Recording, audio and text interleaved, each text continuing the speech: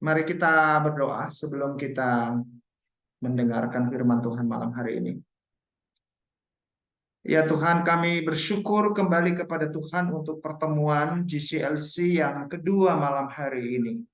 Ketika kami mengenal hal yang pertama, GCLC yang pertama, Tuhan mengingatkan kami bahwa yang mereformasi hidup kami dan juga apa yang kami kerjakan sesungguhnya bukan terletak kepada diri kami, tetapi kepada Tuhan yang menjadi pengatur, pengendali, penggerak segala sesuatu apa yang Kau mau dari hidup kami.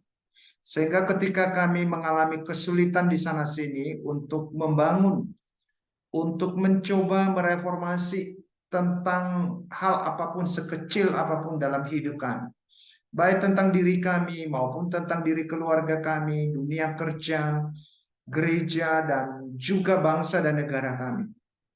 Kami punya pengharapan yang memberikan kami keyakinan bahwa di saat kami berserah diri kepada Tuhan, Engkau pakai, maka Tuhan sanggup melakukan dengan caramu. Hal-hal yang tidak terduga akan terjadi. Bahkan penentang-penentang yang menghalangi rencanamu pun Engkau pakai, yang akhirnya membawa kami untuk datang dan berserah kepada Tuhan. Tapi sungguh kami sadar bahwa hal itu tidak langsung bisa kami alami di dalam arti yang sesungguhnya.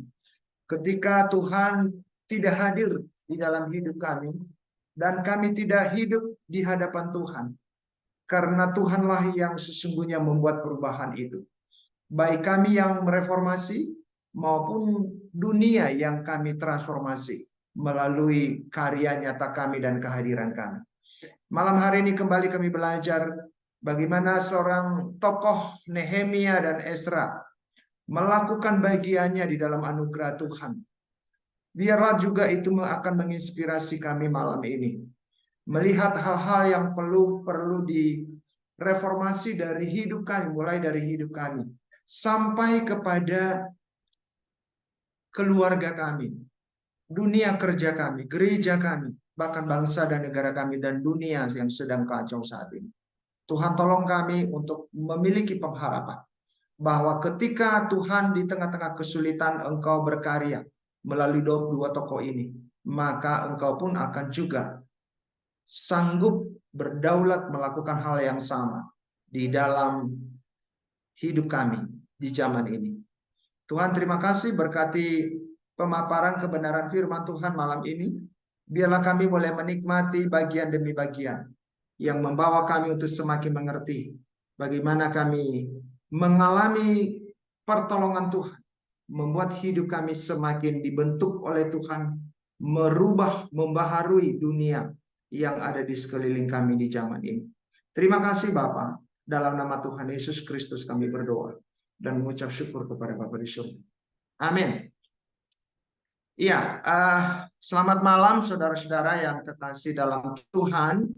Kita bersyukur ya, kiranya malam hari ini kembali kita coba melihat bagaimana dua tokoh ini bukan bicara tentang mereka, tetapi bicara tentang Allah mereka. Dan mereka yang memiliki sebuah sikap atau prinsip hidup bagaimana dipakai Tuhan dengan ajaib ya, dengan segala caranya, dan juga secara natural di tengah-tengah zaman saat itu. Ketika bangsa itu sedang di dalam pembenahan, baru kembali keluar dari Babel, masuk ke tanah Kanaan, maka bukan yang direformasi, yang ditransformasi bukan hanya bicara masalah fisik, tetapi yang terutama dan yang pertama-tama adalah mentransformasi kehidupan rohani mereka. Karena kalau kita perhatikan sejarah akan mengalami perubahan di dalam kehidupan di dalam kehidupan Nehemia dan Ezra. Mereka sebenarnya sudah begitu nyaman di tempat itu walaupun di daerah tempat di mana mereka dibuang. Tetapi sesungguhnya saudara-saudara, mereka tidak menikmati kenyamanan mereka itu sendiri. Tetapi di dalam sesuai dengan perjanjian Allah, sesuai dengan apa yang telah Tuhan tanamkan dalam diri mereka, Itu mereka merespon terhadap itu. Maka segala tantangan, segala pergumulan yang akan mereka alami itu tidak terhindarkan. Tetapi kabar baiknya adalah bagaimana Tuhan terus terlibat. Tuhan terus menghadirkan bantuan demi bantuan, baik di dalam lingkungan orang-orang yang sevisi maupun di luar lingkungan orang-orang yang tidak sevisi. Nanti itu secara negatif. Bahkan juga orang-orang yang tidak mengenal Tuhan, Allah Yahweh pada waktu itu. Walaupun kita tahu bahwa itu bangsa-bangsa itu pun bukan milik siapa-siapa. Satu-satunya adalah milik Allah. Tetapi bangsa Israel yang telah dipanggil menjadi umat pilihan Allah, menjadi alat di mana Allah berkarya untuk menjadikan mereka terang bagi bangsa-bangsa. Dan itu ketika kita rujuk di dalam konteks di masa kejadian, di masa Abraham itu sendiri.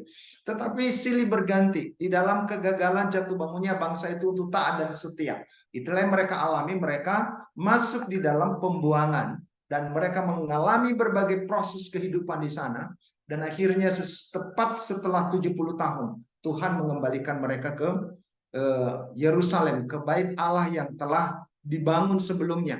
Dibangun kembali. Kalau kita lihat kisah Nehemia dari Nehemia pertama pasal pertama dan juga bagaimana Esra di dalam pasal-pasal yang pertama, kita bisa melihat bagaimana Allah merancang sedemikian rupa. Kalau kita baca ya, berharap baca kitab Esra ya.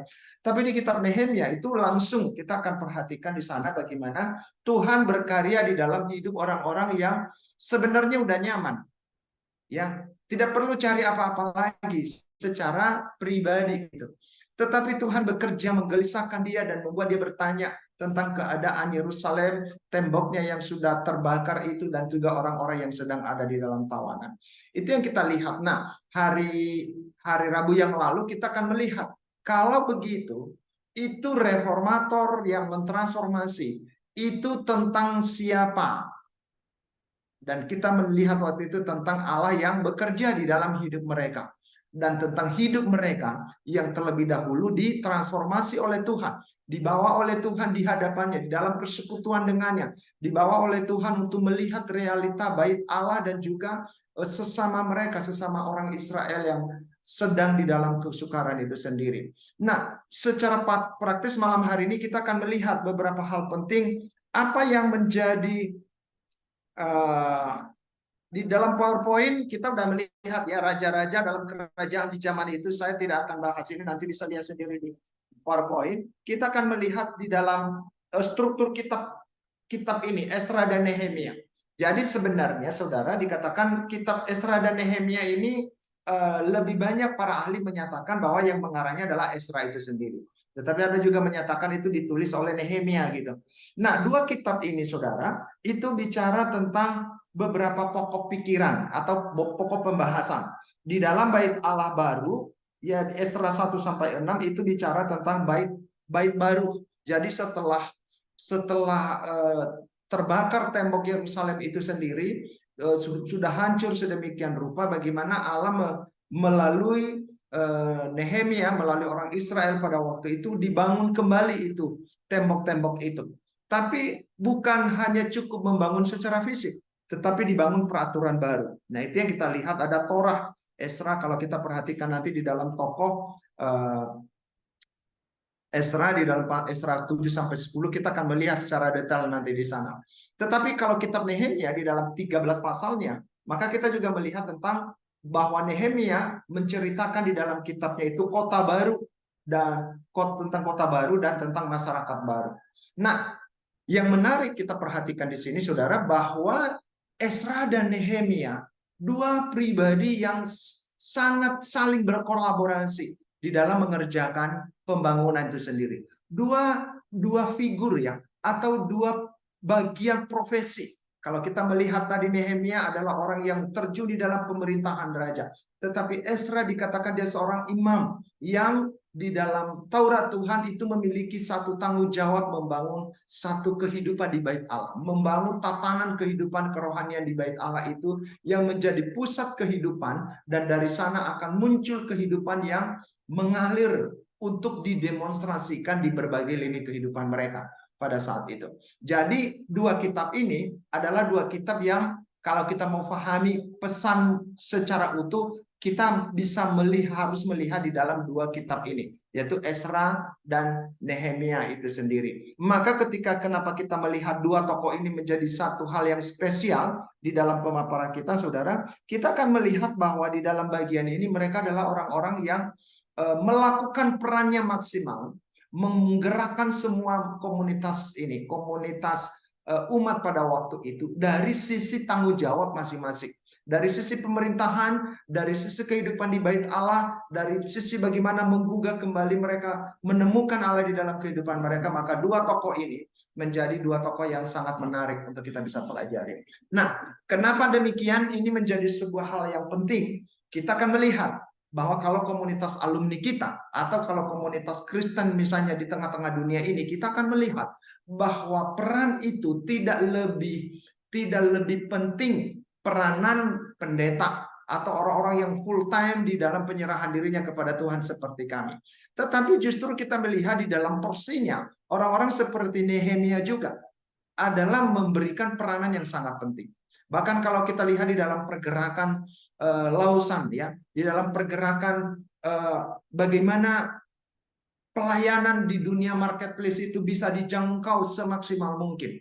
Nah, saudara-saudara, itu bagian daripada kaum Lewi, ya kaum Lewi atau misalnya hamba-hamba Tuhan itu ya nggak sampai 10%, taruhlah 10%. Tapi 90%-nya adalah bagaimana kehadiran komunitas yang ada di dalam berbagai dunia marketplace menjadi alat Tuhan di sana untuk bisa melakukan peran melalui dunia kerjanya, melalui komunitas-komunitas anak-anak Tuhan, murid Tuhan di sana yang berdoa, yang sungguh-sungguh serius untuk melakukan perannya. Nah, ini yang mungkin di dalam pertemuan terakhir nanti kita akan bahas lebih detail lagi, ya. Kalau kita bisa bahas PowerPoint yang saya sudah sajikan malam hari ini, tapi kita bisa mendiskusikannya bagaimana itu menjadi sebuah kabar baru bagi kita di dalam melihat bahwa dunia di mana kita hidup adalah dunia di mana Tuhan tempatkan kita menjadi alat transformasinya Allah gitu. Bagaimana kita menjadi reformator di zaman ini?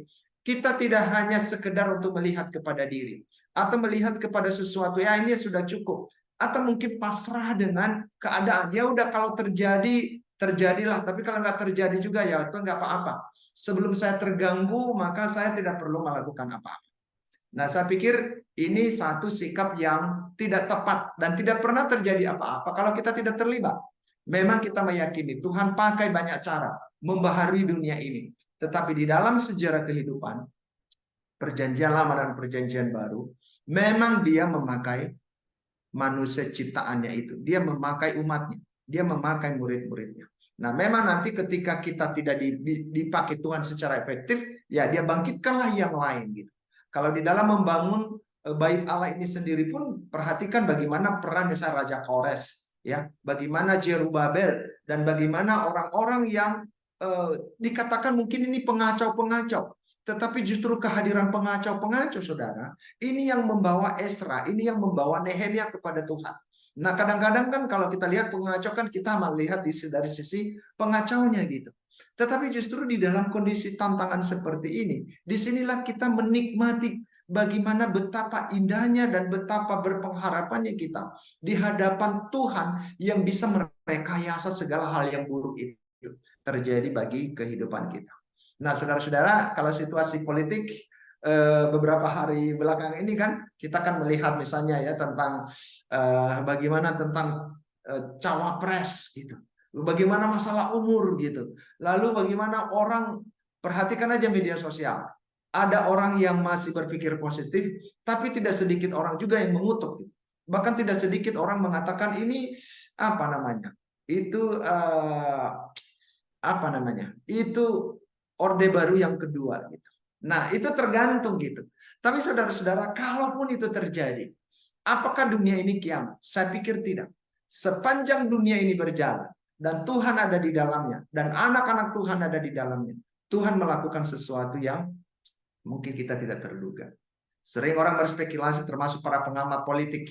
Memang kadang-kadang apakah memang Anda ada di dalam posisinya pemimpin nomor satu misalnya, Apakah Anda ada di dalam pikiran orang-orang juga yang sedang bermain saat ini? Nah, saudara-saudara, apa yang penting menurut saya? Kalau saya secara pribadi memang kadang-kadang tidak terkendalikan juga emosinya. Tapi saudara adalah bagaimana kembali saya menemukan diri saya, kita menemukan diri saya di hadapan Tuhan di dalam doa kepadanya. Maka kalau kita perhatikan hal yang paling pertama dan utama, kita lihat Esra dan Nehemia. Dan dalam tokoh ini dikatakan mereka adalah reformator yang berdoa, bervisi, dan beraksi.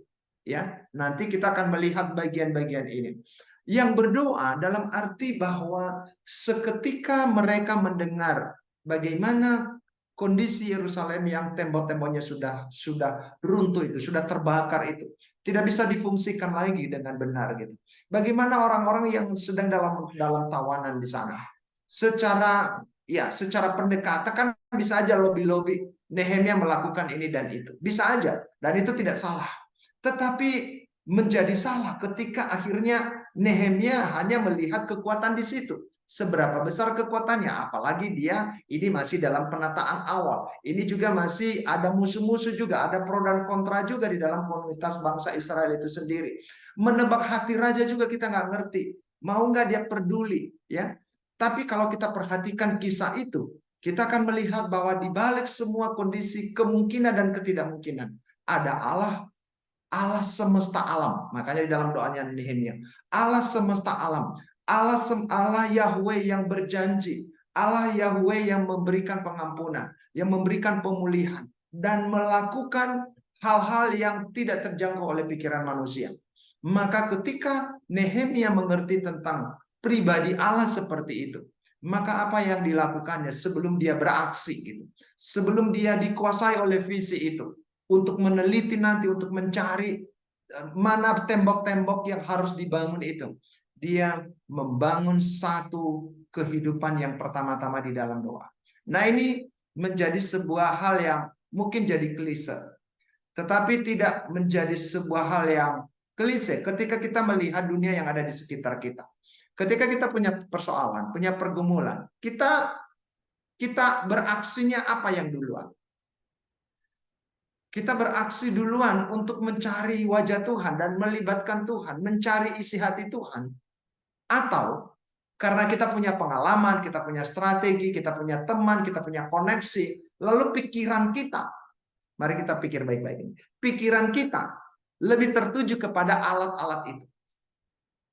Tetapi seorang Nehemia, dia sadar ada alat-alat itu. Dan Tuhan sediakan alat-alat itu. Tetapi Nehemia tidak begitu cepat-cepat untuk memerankan alat-alat itu. Tetapi dia mencari wajah Tuhan terlebih dahulu. Bagaimana dia menggumuli ini dengan serius di hadapan Tuhan. Ini menjadi sesuatu hal yang sangat memberikan penghiburan. Makanya kalau kita lihat siapakah Nehemia, dikatakan Nehemia adalah orang yang begitu terbeban. Nehemia berarti Tuhan menghibur. Ya, Tuhan memberikan penghiburan. Di tengah-tengah keputusasaan, gak ada harapan. Bahkan ketika kembali orang Israel itu mau diajak untuk kembali ke Yerusalem, mereka pun sungkan juga. Maka nanti ada disiplin, walaupun tidak suka, tetapi mereka harus suka. Itulah peraturan-peraturan yang diterapkan oleh Nehemia dan Esra di dalam dua kitabnya mereka. Tahun Nehemia di Yerusalem itu kira-kira 455 sebelum Masehi. Dia seorang tokoh yang memimpin, menaruh perhatian kepada umat Allah walaupun jauh dari Yerusalem. Ini kita sudah bicara di waktu lama. Tapi doa dengan visinya yang jelas, kita akan melihat ada di sana pengakuan dosa. Ada pengakuan dosanya. Di sana juga ada permohonan pertolongan di dalam ayat yang ke-8. Jadi ini mengungkapkan sebuah pribadi orang yang Tuhan pakai mentransformasi hidup dan kehidupan yang ada di dua sekelilingnya.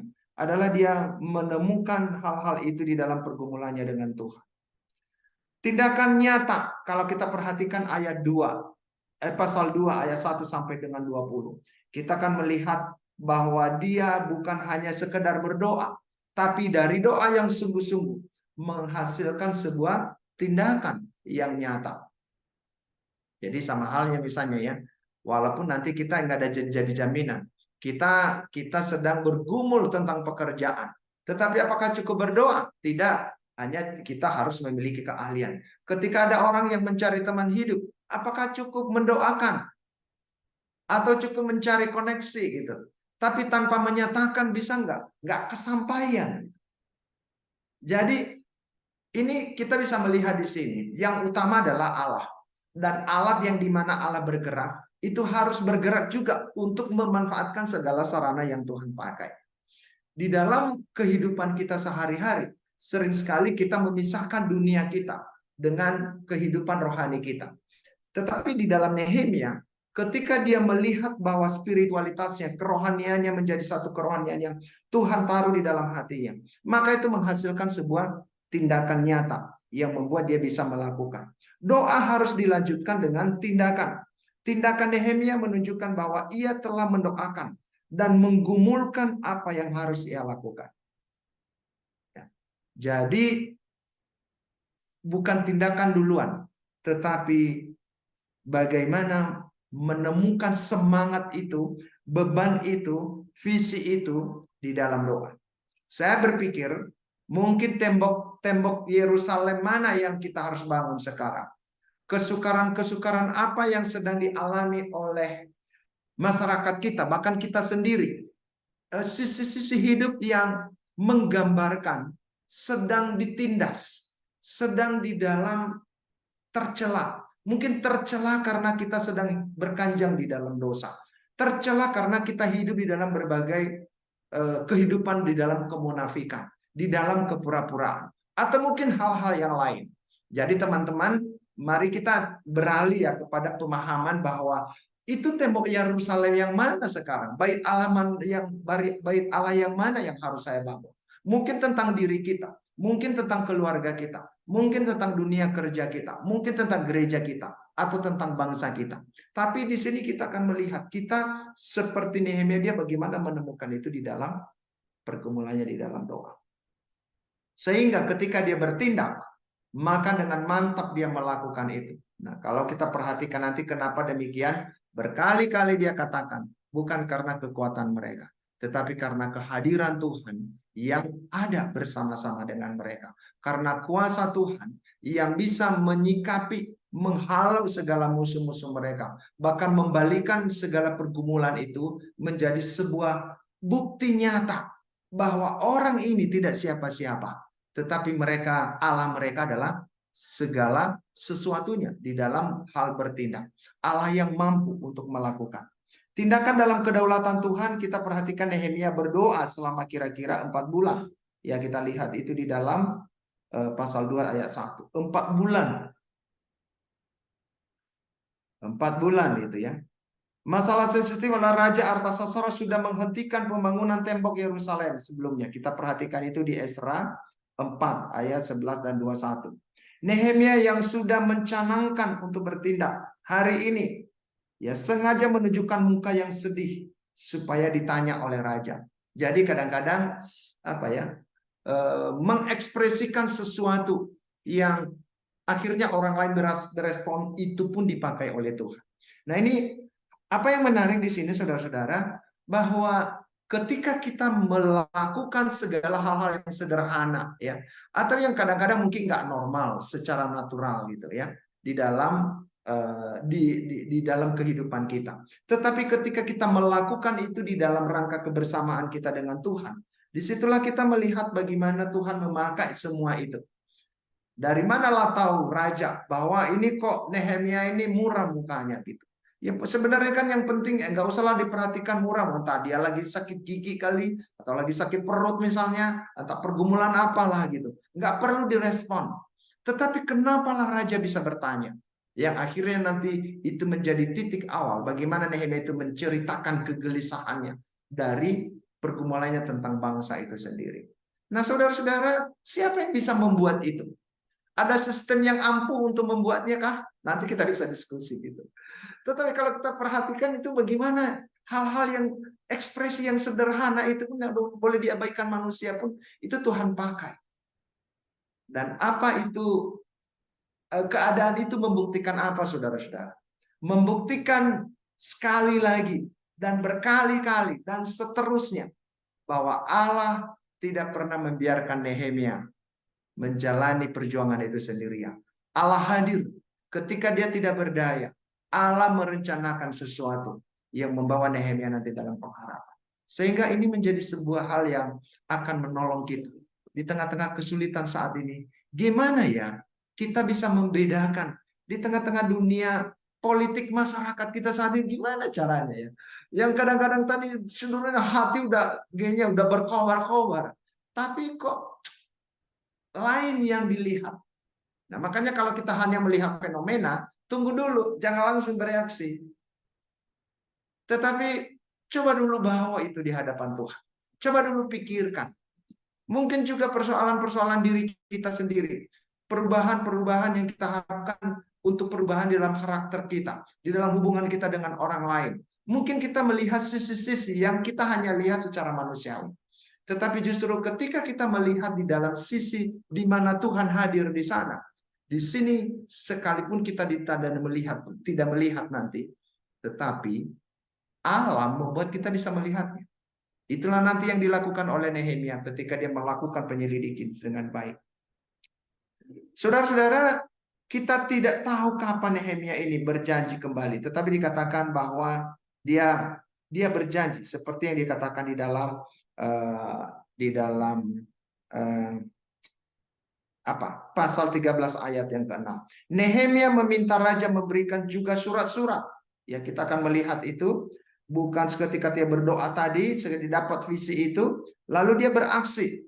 Aksinya apa? Bukan hanya dia akan terus melakukan penyelidikan, tetapi dia mengatur strategi. Makanya kita perhatikan di sini bagaimana Nehemia ini juga seorang ahli berstrategi di dalam pembangunannya, gitu ya. Dia meminta surat-surat kepada bupati-bupati, ya, supaya Nehemia dapat perjalanan dengan leluasa. Dia minta kepada Asaf supaya Nehemia diberikan bahan-bahan untuk pembangunan. Nah, saudara-saudara, secara pengalaman strategi politik atau strategi pembangunan ini bisa aja sih dilakukan, ya. Tetapi yang menarik nanti di sini, hal-hal yang seperti ini pun Allah tidak absen hadir di dalam memimpin dan mengendalikan hidup Nehemia itu sendiri. Bagaimana dia bertindak cerdik ketika dia menjalankan visi itu? Dikatakan dia tidak bisa melakukan dengan sebuah serampangan gitu. Tapi dia punya visi yang menjalankan visi dari Tuhan. Dia menjalankan visi itu bukan berarti tidak ada tantangan. Tetapi kita akan melihat di dalam tantangan itu pun dia tidak pernah menyerah. Dia selalu melihat dari perspektif Tuhan melihat kenyataan itu. Dan ini sangat normal aja ketika memang Nehemia hidup dengan Tuhan. Nah, kabar baiknya kalau ketika kita juga mengalami kehidupan pengalaman kerohanian seperti itu. Bukan persoalan persis bisakah kita seperti Nehemia. Bukan itu yang jadi poin. Tapi Tuhannya Nehemia, Allahnya Nehemia bisa membentuk satu cara tersendiri buat kita. Nah, ini jadi fokusnya ini ya. Bagaimana Nehemia melewati tantangan dan kesulitan-kesulitan itu. Bukan karena kesulitan besar kecilnya kesulitan itu. Tetapi di mana Nehemia, di mana Allah hadir di dalam peristiwa-peristiwa seperti itu. Menjalankan visi Tuhan pasti ada tantangan. Maka perencanaan secara rahasia harus dilakukan. Itu yang kita perhatikan di dalam pasal-pasal ini. Dukungan yang nyata dan juga keyakinan akan pertolongan Tuhan. Nah, saudara-saudara, seorang yang mau dipakai Tuhan, bagian dimensi-dimensi ini menjadi sebuah dimensi yang diperhatikan dengan sungguh-sungguh. Apa yang mau dikatakan di dalam poin yang pertama ini? Seorang reformator yang mentransformasi adalah seorang pribadi yang menyatu doanya, menyatu visinya, dan menyatu dengan aksinya. Ya. Jadi, visi keluar dari pergumulan doa. Aksi keluar dari visi yang jelas yang ditemukan oleh Nehemia di dalam doanya. Maka kita akan melihat kalau kita melihat bagaimana tokoh ini, kedua tokoh ini adalah mereka tokoh yang berdoa, tokoh yang bervisi, memiliki menangkap visinya. Jadi bukan hanya sekedar beraktivitas membangun tembok Yerusalem itu sendiri, tetapi mereka adalah orang-orang yang menemukan itu lebih dulu bersama dengan Tuhan. Satu minggu ini saya memikirkan gimana ya, bagaimana Nehemia bisa menemukan itu. Dari segi lamanya tadi kurang lebih katanya 4 bulan. Saudara-saudara, bukan masalah lamanya 4 bulan, 1 tahun atau berapa lamanya, ya, yang harus persis dengan pengalaman kita. Tetapi saya mau menekankan masalah keseriusan.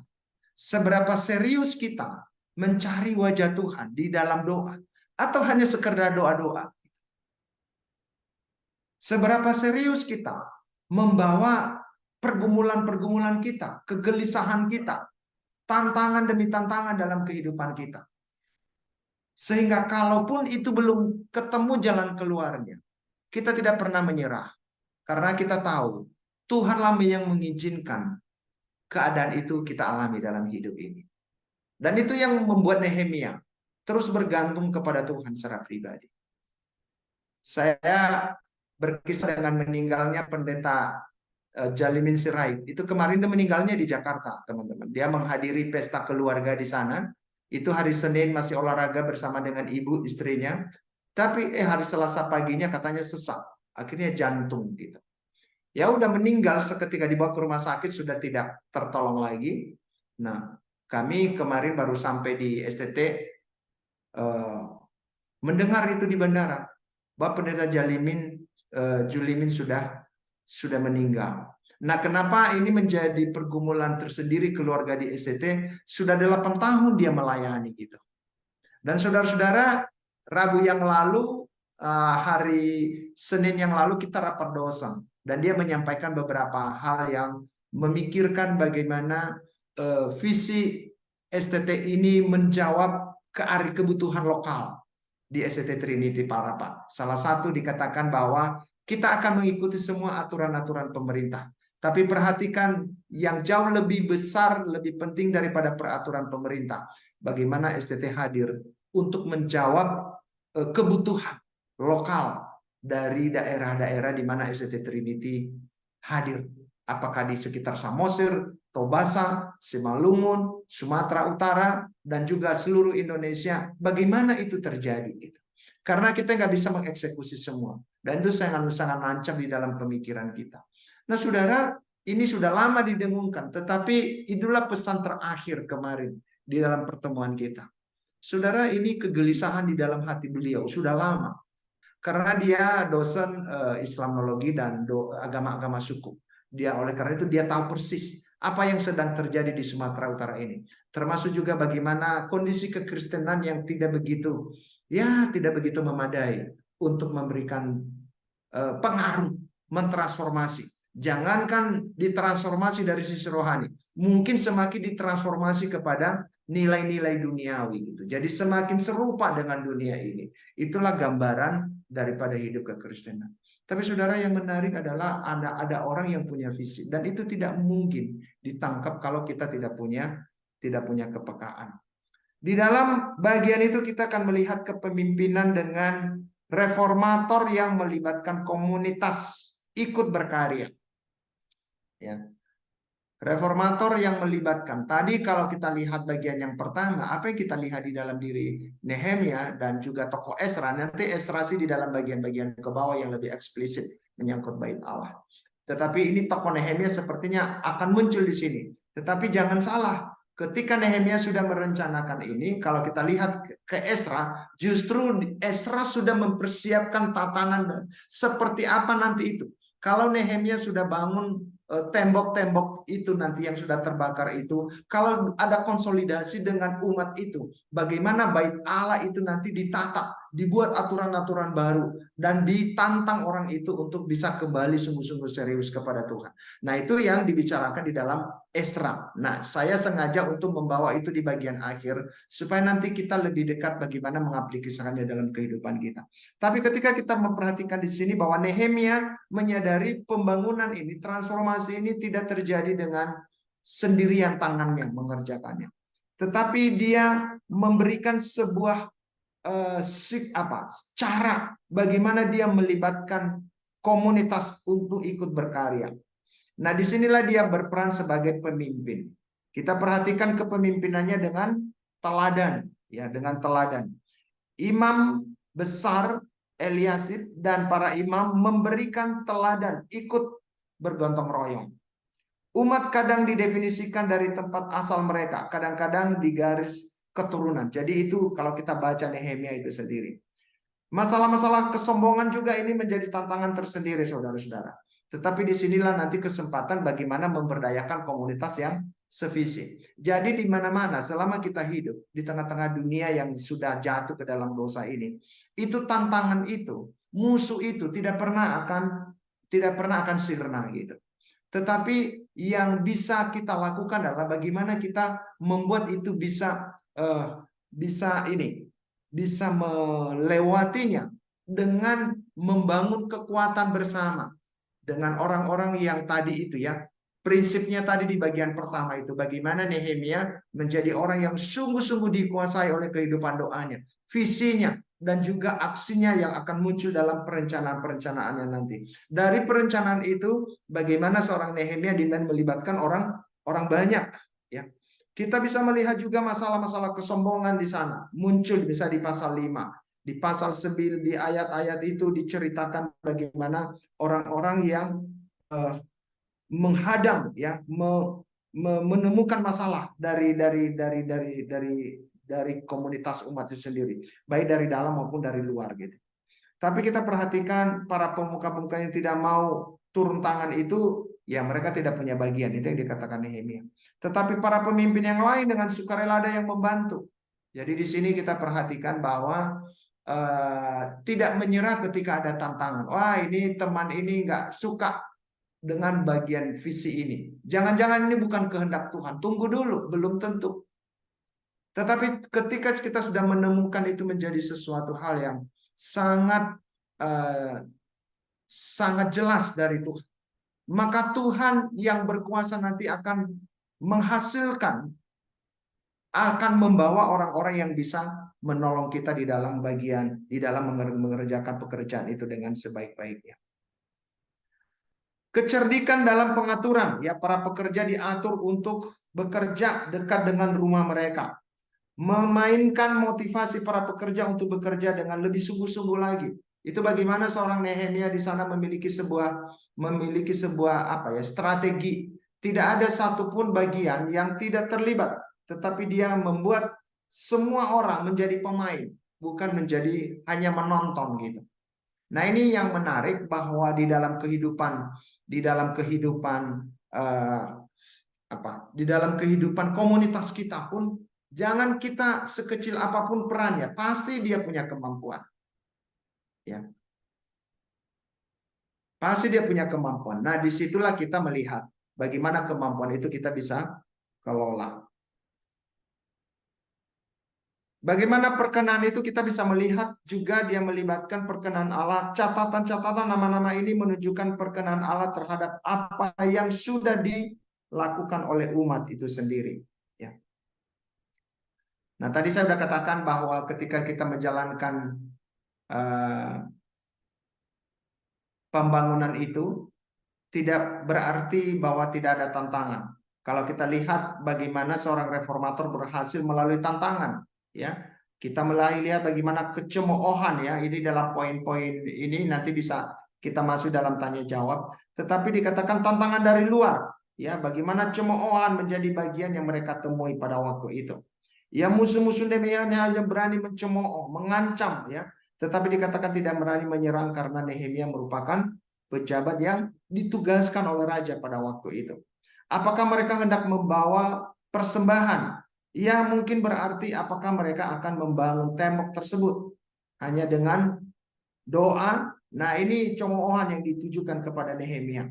Ya. Lalu apa yang tertarik lagi di dalam doa Nehemia? Nehemia meminta kepada Tuhan untuk membalaskan segala perbuatan umat itu yang menantang pembangunan rumah Allah itu sendiri. Di dalam tantangan cemoohan itu kita melihat dari luar dan juga dari dalam.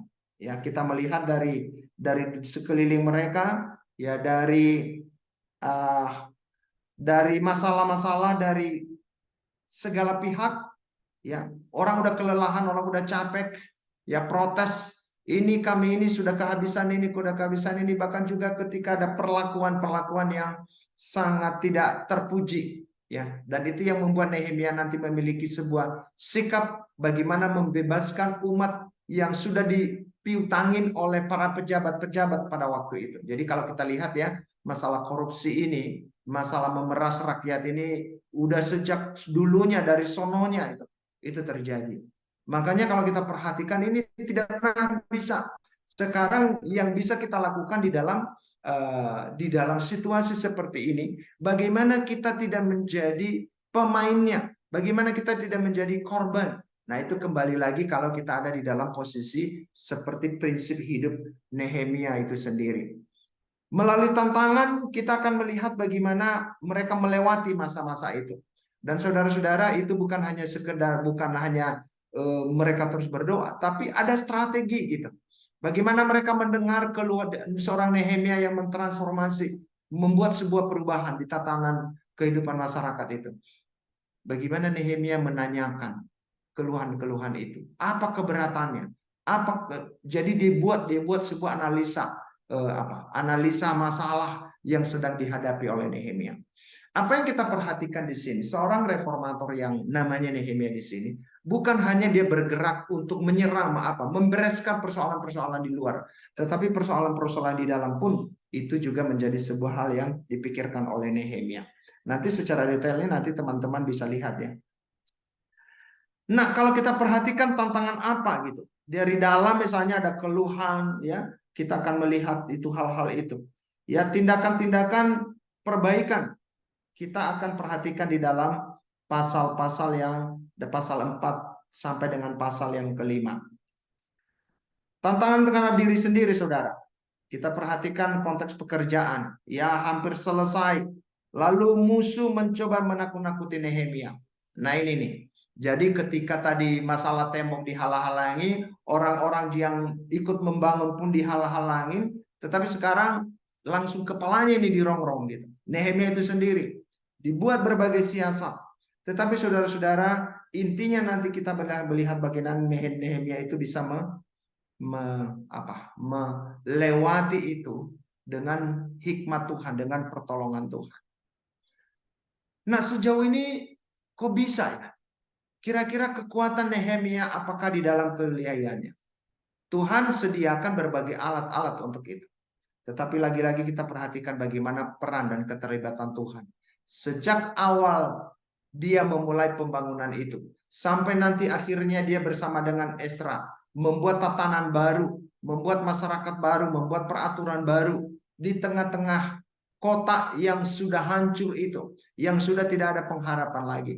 Di sana pertautan mereka dengan Tuhan menjadi sebuah hal yang terus-menerus kita perhatikan di dalam kitab ini. Nah, apa yang kita perhatikan, dia seorang reformator yang memberdayakan, yang dapat dipercaya. Nehemia 7 ya. Dia melihat bagaimana orang-orang yang takut akan Tuhan di sana, ditemukan mereka-mereka yang hidup takut akan Tuhan. Di sini saya pikir pentingnya bukan hanya sekedar jadi umat, tetapi menjadi umat yang memang benar-benar dipakai Tuhan seperti Nehemia dan Esra. Di sini pembangunan di dalam juga perlu. Saya merenungkan hal ini ketika kita mendorong alumni bermisi keluar gitu. Gimana caranya ya? Membuat Nehemia alumni kita Nehemia zaman ini bisa bermisi keluar. Kalau sementara pun hidupnya sendiri pun sedang bergumul dengan pergumulan-pergumulan sendiri. Saudara-saudara, memang pergumulan tidak selesai-selesainya. Tapi kita bisa melihat ini seiring berjalan, baik untuk melihat keluar dan melihat ke dalam. Jadi jangan kita ada di dalam dua titik ekstrim. Untuk membenarkan kita adalah orang yang mentransformasi dunia ini. Kita bikin aksi di luar sana. Tetapi sebenarnya hidup kita dengan Tuhan kropos. Atau ada juga kita sebagai orang-orang yang memang melihat, tunggu dulu lah, beres dulu tentang diri saya. Boleh tanya nggak? Kapan selesainya? Beres dengan dirimu. Tunggu dulu gitu. Ya mungkin ya harus mati akhirnya bersama dengan Tuhan baru bisa. Gitu. Selama kita hidup, pergumulan-pergumulan tidak pernah akan selesai. Jadi suka kita secara tidak sadar ya, Nah, di sini nanti pentingnya peranan komunitas, bagaimana kita bisa saling mengingatkan hal-hal ini. Ketika kita memberdayakan pun, kita sadar akan keterbatasan kita. Kita sadar akan keadaan bahwa sekecil apapun teman dan sahabat kita di luar sana, pasti dia punya sesuatu yang Tuhan berikan. Sehingga jangan disia-siakan, tetapi diberdayakan dengan maksimal di dalam levelnya dia, sehingga kekuatan itu menumpuk, ya, kekuatan itu mengumpul dan akhirnya bisa menggerakkan satu perubahan yang semakin baik. Ya. Langkah-langkah itu dilakukan oleh Nehemia. Tapi apalagi yang penting, dikatanya penting kontinuitas, keberlanjutan. Ya, Nehemia mencatat mereka yang datang sebelumnya. Kita lihat di dalam Esra pasal 2 juga, bagaimana kita bisa membuat pendataan seperti itu. Reformator yang membaca dan mentaati hukum Taurat. Ya, tadi kalau kita perhatikan di dalam bagian sebelumnya, reformator yang memberdayakan orang-orang yang dapat dipercaya. Di sini kita penting melihat bagaimana kita membangun itu. Tapi yang kelima, reformator yang membaca dan mentaati Taurat Tuhan.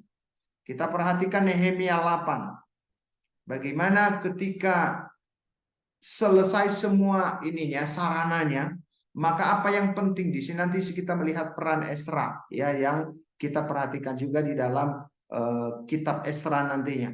Bagaimana hukum Taurat itu? Kita masih ingat kemarin itu Esra 7 ayat 10 gitu ya. Esra berketetapan hati untuk meneliti, melakukan dan mengajarkan dan melakukan Taurat itu. Saudara-saudara, di sini kita perhatikan bahwa pembangunan spiritualitas, pembangunan kerohanian menjadi pusat terjadinya perubahan. Perubahan dari dalam diri kita akan terjadi dalam arti yang sesungguhnya ketika kita memulai dari sini. Dan Nehemia sama Esra sudah tahu dari sini awal. Kalau kita lihat kegagalan umat Israel juga. Ini mereka gagal di dalam mempertahankan kontinuitas kehidupan mereka bersama dengan Tuhan. Jadi persoalan utama kebutuhan akan transformasi ini bukan terletak bahwa kita kurang berstrategi, kita kurang pintar gitu, kita kurang orang gitu, bukan itu. Itu semua akan kita butuh. Tetapi berawal dari mana dan di mana adalah ketika kita sebagai agen pembaruan yang Tuhan panggil. Bagaimana Martin Luther melihat sesuatu yang salah dari gereja mula-mula, Katolik mula-mula. Itu bukan karena dia hanya sekedar belajar sebuah tatanan peraturan-peraturan yang memang sudah itu apa adanya gitu. Hanya ditafsirkan aja salah, termasuk dalam hal penjualan surat pengampunan dosa misalnya di zaman reformasi awal-awal itu. Tetapi kalau kita perhatikan bagaimana Martin Luther, dia memiliki satu kegelisahan gitu, bahwa sebenarnya hidup tidak terletak kepada hal-hal yang diriang. Aturan-aturan hukum gerejawi yang membebaskan, yang bisa menjamin masuk ke neraka atau dosanya diampuni, bukan. Makanya itu dikenal dengan trisola itu, ya, sola gratia, sola fide, dan apa? Sola scriptura, ya. Hanya oleh karena iman, hanya oleh karena anugerah, hanya oleh karena kebenaran Alkitab itu sendiri.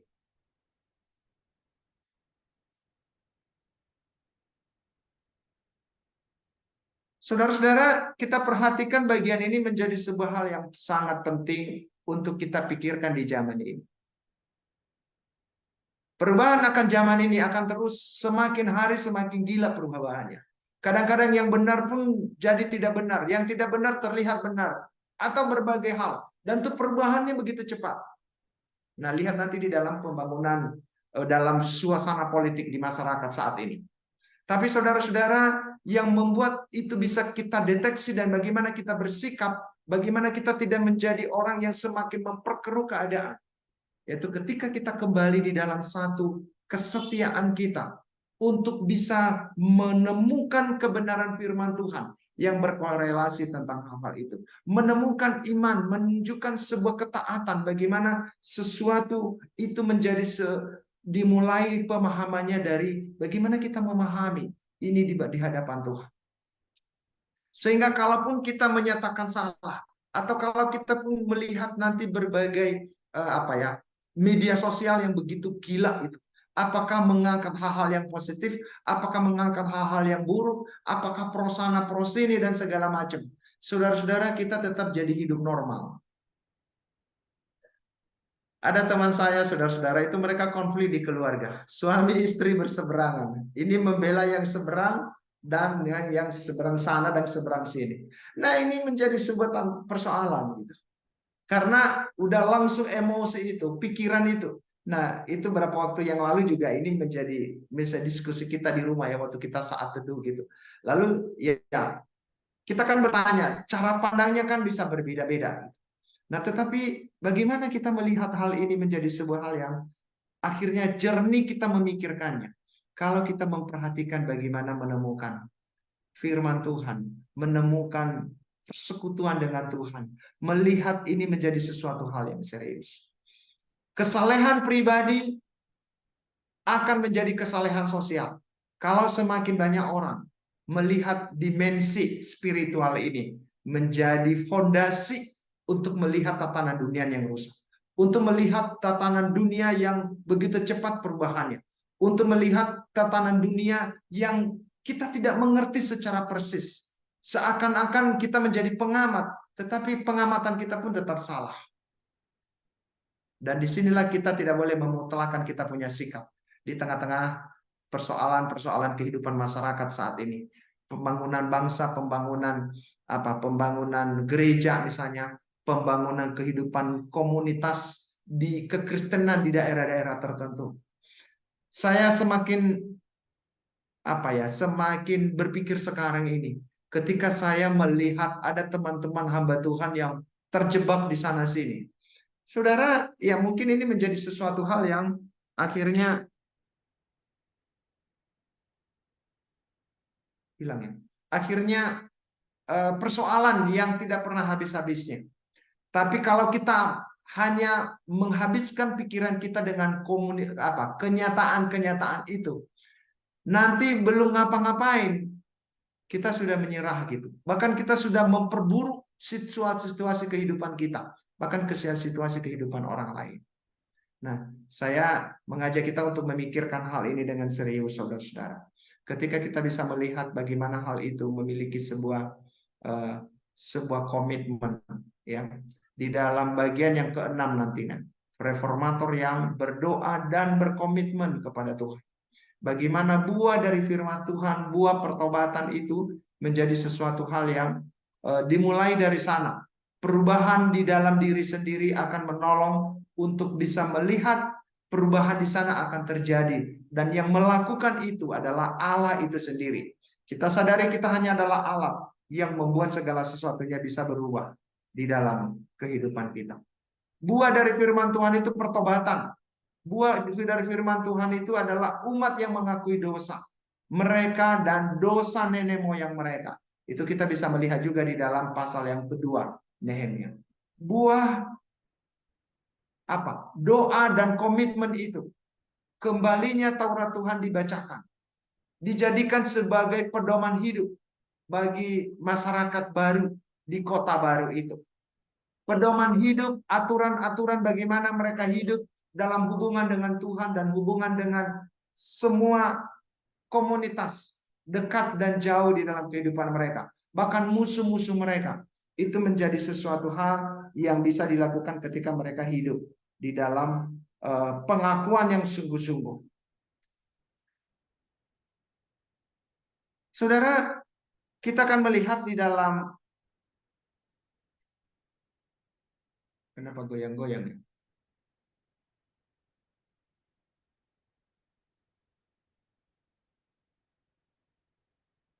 Ya,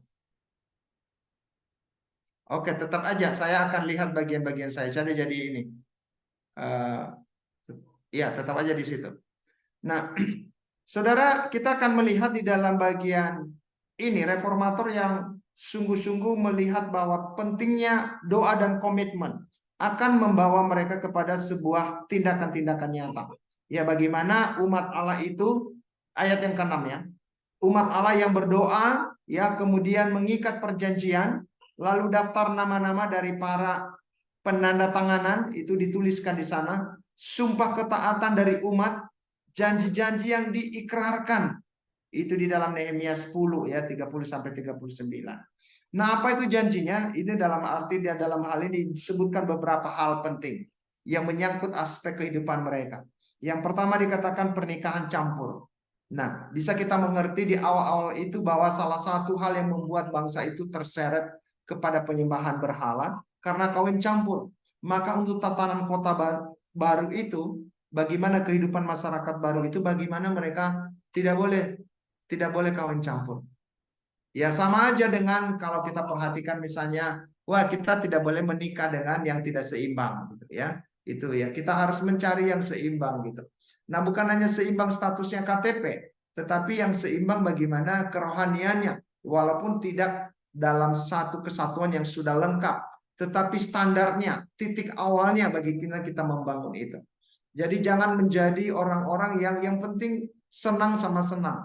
Atau di dalam pekerjaan juga kita akan melihat berbagai keseimbangan hal seperti itu. Dalam pernikahan campur, dalam sabat, dalam pajak baik suci, dan juga dalam berbagai macam persembahan-persembahan. Nah, kita akan melihat bagian ini, tapi waktu masih cukup enggak ya? Kalau kita perhatikan bagian yang ketujuh, reformator yang membangun masyarakat yang teratur. Maaf ya, di sini hilang-hilang layarnya saya.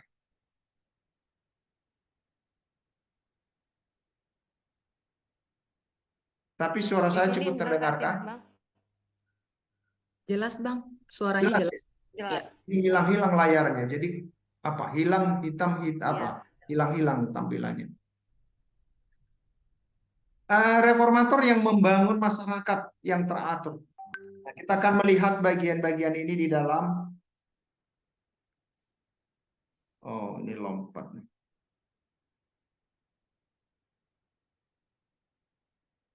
Yang ketujuh ya.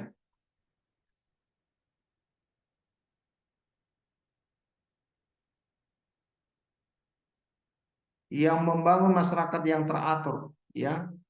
Ya, permasalahan dan pembenahan dia lakukan oleh Nehemia tentang musuh-musuh, bagaimana dia bagaimana dia eh, melihat menyikapi hal seperti itu.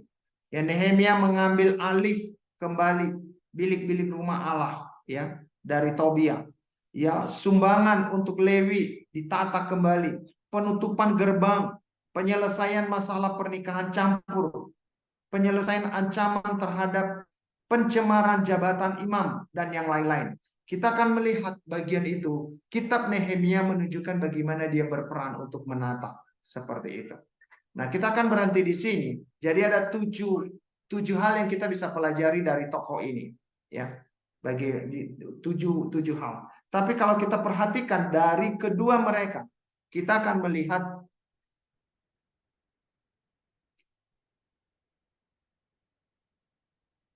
reformator yang menetapkan dan mengajarkan dan melakukan Taurat. Di sini kita perhatikan Esra.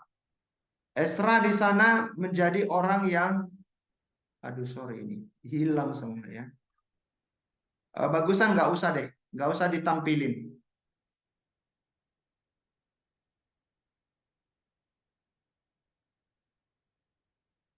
Ya, saya akan baca dari PowerPoint-nya saya aja. Yang kedelapan, reformator yang menetapkan dan mengajarkan dan melakukan hukum Taurat itu. Ini yang kita lihat peran Esra secara khusus. Nah, kita lihat di dalam bagian terakhir tadi, bagaimana kitab Nehemia mencatat itu. Tapi kalau kita perhatikan di Esra 7 sampai dengan pasal 10, pasal 7, pasal 10, kita akan melihat bagaimana di sana Esra memiliki peran yang sangat strategis. Ya, nanti secara detailnya teman-teman perhatikan di dalam PowerPoint yang sudah dibagikan. Nanti kita tinggal diskusi ya di dalam waktu ke depan, malam hari ini. Lalu kita akan melihat di sini bahwa Ezra ini punya peran di sini sebagai imam yang sungguh-sungguh bagaimana dirasakan di sana tangan Tuhan yang menaungi, ya, tangan Tuhan yang menaungi. Kata tangan Tuhan atau tangan Allah di sana muncul dalam beberapa ayat. Dan apa yang mau dikatakan di situ, saudara? Kembali Ezra melihat, memastikan bahwa kalau bangsa itu, kalau tembok Yerusalem itu dibangun kembali, mulai pembangunan secara fisik sampai kepada pembangunan kehidupan umat itu sendiri yang menjadi inti daripada pembangunan Yerusalem itu sendiri, ya, bait Allah itu sendiri. Maka tangan Tuhan yang tidak pernah lepas untuk terlibat di sana. Di tengah-tengah kondisi kehidupan yang saat ini, apa ya, hukum bisa dibelok-belokin gitu ya, bisa diakal-akalin gitu. Lalu kejahatan pun bisa akan nyusul. Nanti lihat aja. Ya. Kejahatan orang-orang bukan hanya kejahatan preman-preman jalanan, tapi kejahatan apa? Orang-orang berpakaian bagus, orang-orang berdasi, orang-orang berjas. Kita akan melihat saat keadaan seperti itu. Kadang-kadang kita membuat kita jadi frustrasi terhadap kenyataan ini.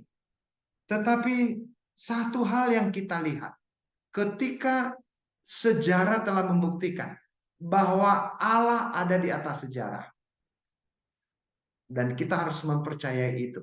Kita harus menyerahkan diri kita kepada Allah yang seperti itu. Maka sesulit apapun hidup kita saat ini, kita bisa melewati masa-masa sulit itu. Bahkan masa-masa sulit itu menjadi kesempatan bagi kita untuk bisa berbuat sesuatu, menjadi alat transformasi bagi Tuhan. Tapi kata kuncinya adalah ada tangan Tuhan yang menaungi di sana. Tangan Tuhan yang hadir melindungi. Lengan Tuhan yang kuat untuk menjaga kehidupan anak-anaknya. Orang-orang yang dipakainya untuk membangun sesuatu, untuk memberikan nilai di tengah-tengah nilai yang sudah rusak sedemikian rupa, memberikan nilai yang baru. Ada tangan Tuhan di sana. Menjadi persoalannya adalah apakah kita mau? Apakah kita mau membayar harga? Ini yang menjadi pertanyaan yang harus kita lihat. Nah, perhatikan di dalam zaman Ezra itu, kita perhatikan bahwa Allah berkarya melalui generasi. Ya, generasi. Makanya perhatikan Ezra 7:1 sampai 5 itu ada silsilah di sana diceritakan. Ya. Itu menunjukkan bahwa orang-orang yang tua, orang-orang yang muda, generasi dari berbagai suku dicatat di sana. Dan apa yang menjadi alat bagi Tuhan yang itu, orang-orang itu, dia bisa pakai gitu untuk membuat suatu perubahan. Tuhan berkarya melalui generasi ke generasi dan kita harus menghargainya.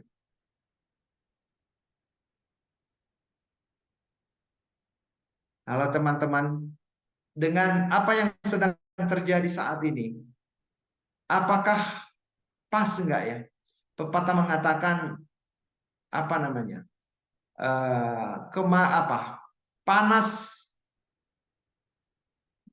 Panas setahun ya. Musim hujan panas setahun dihancurkan oleh hujan sehari.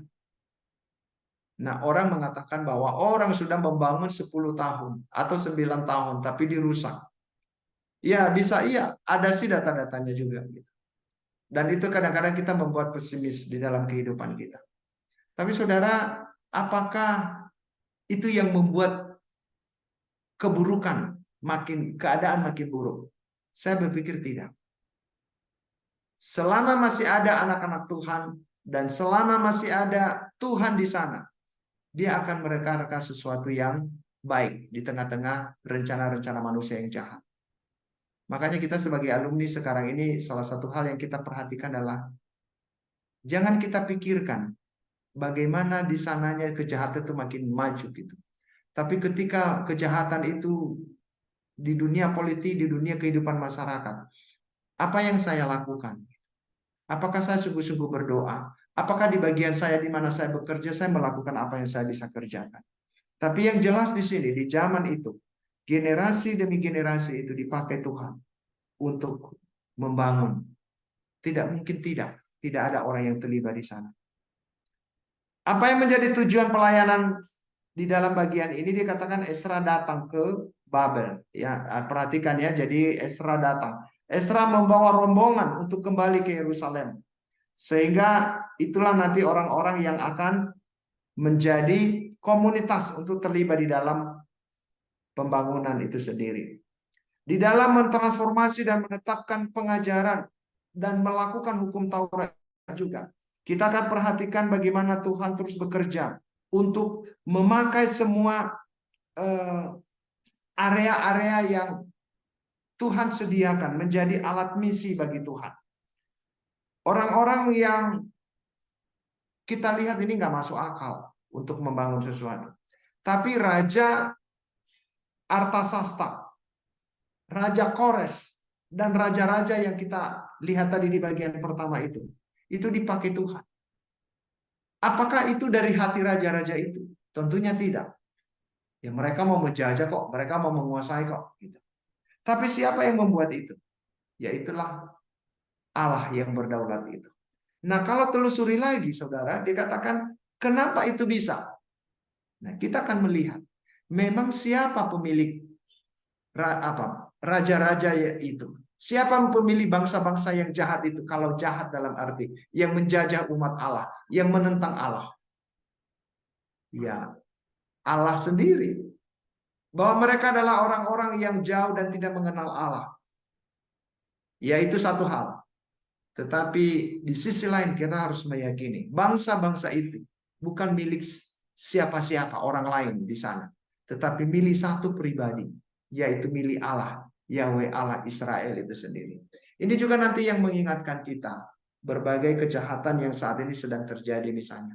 Ya bagaimana gejolak politik terjadi di Israel dengan Hamas gitu ya, dengan Palestina. Bagaimana Ukraina ya sekarang ini belum ada titik terangnya gitu. Ya mungkin seiring berjalannya waktu ya udah nggak terlalu diangkat lagi oleh media. Tapi apakah di sana udah selesai?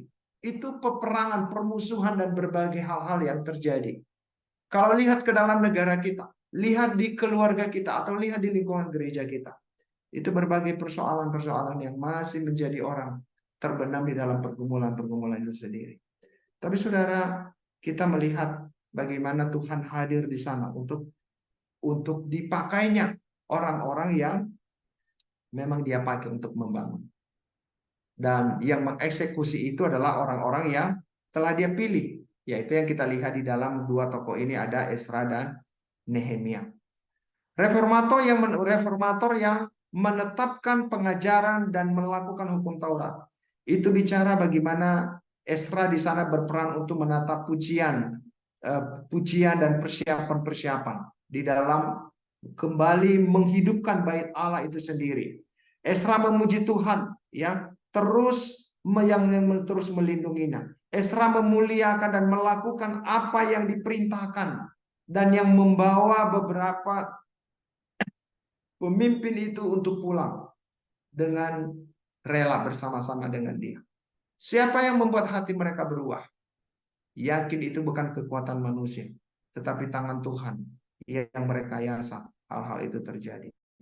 Nanti kita bisa lihat dalam Esra 8 itu siapa-siapa umat Israel yang ada di sana. Perlindungan Tuhan begitu nyata di dalam kehidupan mereka. Sehingga kalau kita perhatikan bagaimana dia mengajak umat di sana, mengajak untuk berpuasa, mengajak untuk mohon perlindungan Tuhan. Ini menjadi sebuah sikap yang dilakukan oleh Esra di dalam rangka membangun kehidupan di bait Allah itu menjadi satu kehidupan yang baru di dalam tatanan kehidupan mereka. Mereka tiba dengan apa? Dengan seluruh umat itu dengan selamat. Tanpa ada tantangan dan pergumulan, mereka dilindungi di dalam perjalanan mereka. Dan kalau kita perhatikan Esra 8:24, Esra 8 khususnya kita perhatikan di sana bagaimana kelimpahan dari Tuhan menjadi sesuatu yang dinikmati oleh bangsa itu. Para imam dan para Lewi dititipkan emas dan perak, ya perlengkapan-perlengkapan yang diperlukan oleh mereka. Di situ kita perhatikan bagaimana Tuhan merancang pembangunan itu. Dia terlibat di dalamnya dengan sungguh-sungguh. Sehingga ini menjadi sesuatu hal yang membuat mereka bisa melakukan tugas itu dengan penuh semangat. Tadi sudah lihat apa yang perlu dibereskan oleh Nehemia dan Ezra, masalah kawin campur. Ini juga ini nanti yang mereka membuat aturan-aturan. Ya, para pemuka agama ditetapkan bagaimana mereka harus menyikapi hal-hal seperti itu. Bagaimana mereka harus menunjukkan sikap untuk sungguh-sungguh tunduk kepada Tuhan. Ini mereka lakukan itu. Saya berpikir apakah memang kita harus ikuti cara itu. Nah, di sini bukan persoalan cara, sudah. Caranya ya itu bisa beda.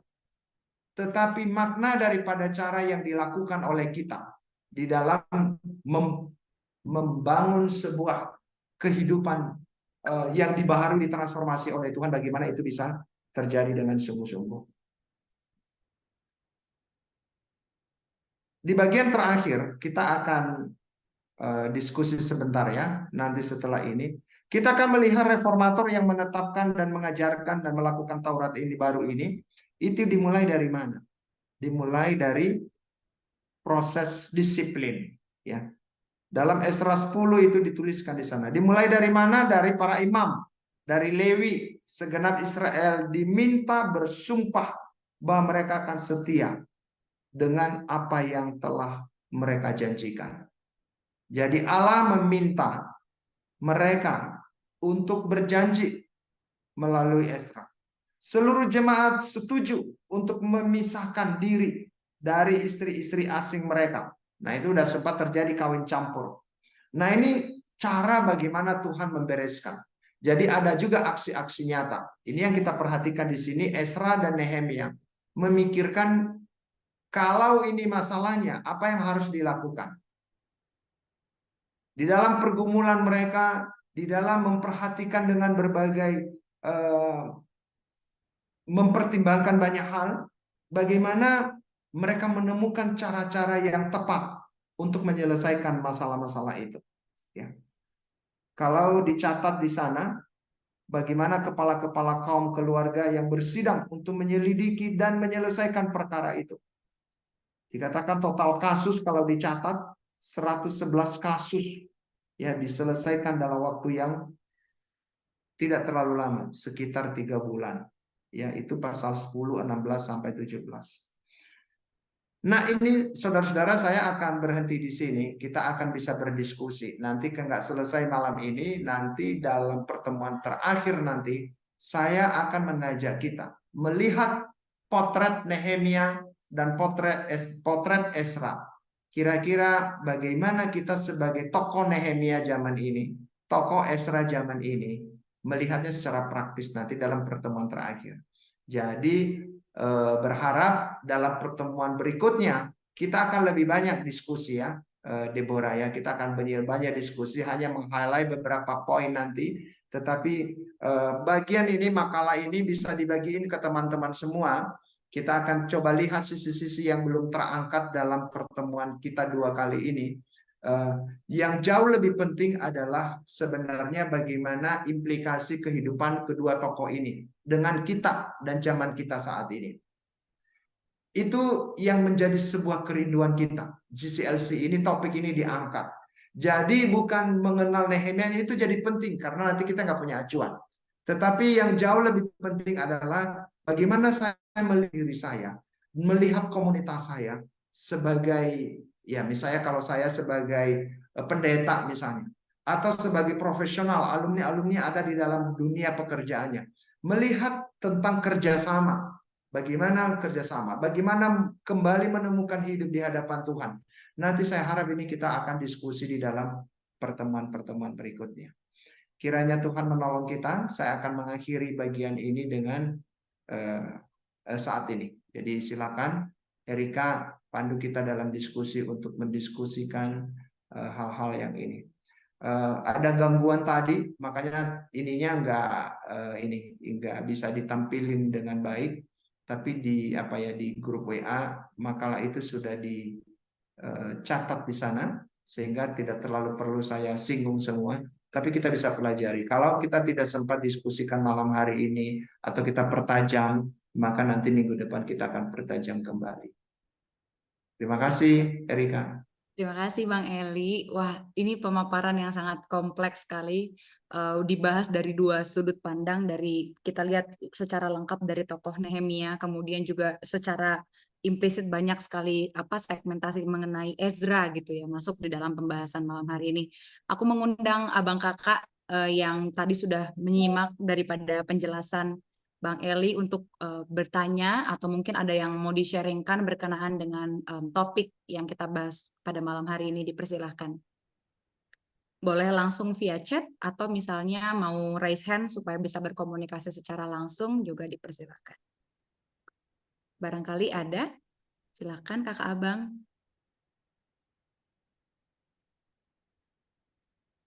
Jadi Kak Erika bukan hanya sekedar bertanya ya, itu melengkapi. Jadi kita punya pengalaman rohani yang beragam, berbeda-beda. Nah, disinilah kesempatan kita bisa saling berbagi. Ya, silakan. Oke. Sambil menunggu Kakak Abang yang mungkin mau bertanya, tadi aku tertarik dengan bagian awal Bang Eli ketika menyampaikan mengenai struktur daripada kitab Nehemia dan Ezra ini. Karena ada beberapa perspektif yang merasa bahwa ditulis oleh ditulis oleh Ezra, begitu kan? Dan kemudian secara runtutan waktu juga kedua kitab ini saling berkesinambungan gitu, Bang.